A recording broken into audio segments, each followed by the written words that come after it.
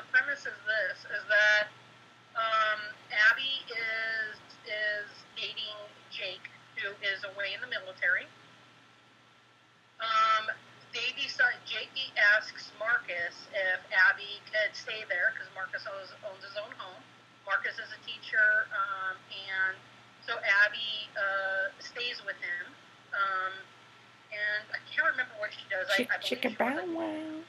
believe she was a doctor or something because I know she worked. I believe she worked at the hospital, and but like more of a student before like an athlete. But anyway, it doesn't matter. So anyway, so they're living together. Abby really kind of gets involved in everybody's lives now. She knew a lot of the friends, didn't know Marcus very well, but ends up moving in, and they have this complete, like, attraction that I would say is like thunder. Like, it's just, like, sometimes you meet those people and they're just those connections. Sunny has no game, so any tips for Sunny would be... Yeah, any tips, like anything. So I don't know what that means. Yes. Okay. Okay, here we go. So this is chapter 3. I'm going to read a part of.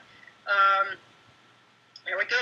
And Marcus had turned. He walked away as if he hadn't left her entire body shaking, tingling, and more turned on than she had ever been. Abby heard him ascend up the stairs and then shut the door behind him. One hand was splayed on her chest as it rose up and down, her breathing loud as the sound of her heart pounded in her ears. Her legs shook. Damn it. She almost wished she was a cheater. Jake loved her and she loved him. With tears of frustration in her eyes, she made her way back up the stairs that suddenly seemed too narrow. Abby paused just outside his door. What would he do if she knocked or simply opened it?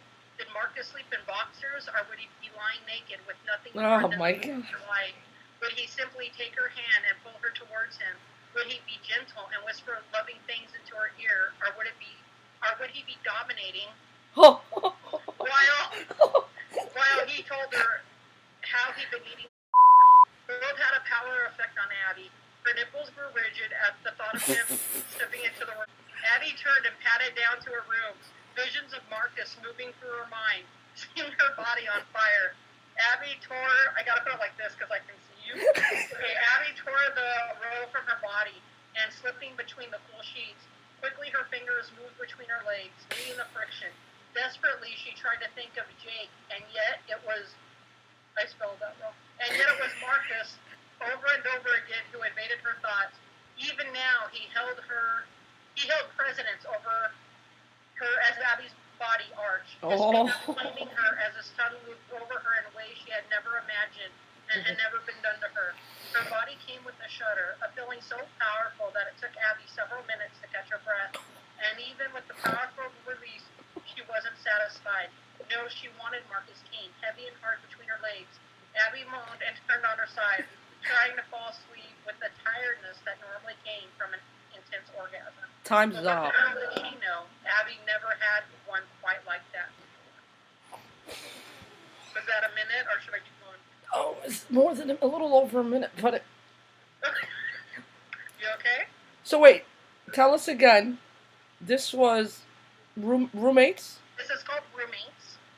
Was that from chapter 1? Chapter 3. Chapter 3, and they can find it AO3. AO3, yeah. We'll put the link below. So